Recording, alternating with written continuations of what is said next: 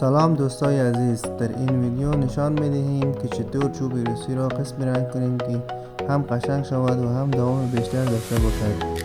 با من باشید تا آخر ویدیو. این تخته را که میبینید به خاطر کار پله و فضای داخلی استفاده میشود. مرحله اول سطح چوب را خوب سنباده میزنیم، چون اگر این مرحله درست انجام نشود نه آن زیبایی را میدهد و نه آن قشنگی که در تصویر مشاهده میکنید.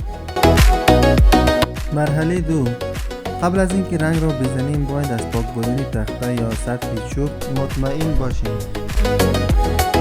مرحله 3، اینجا رنگ را من با دستم میزنم تا کامل داخل بافت چوب نفوذ کند، نه فقط روی چوب. شما هم اگر کار چوب رو دوست دارید ویدیو رو تا آخر نگاه کنید و نظریات خود را در بخش کامنت بنویسید.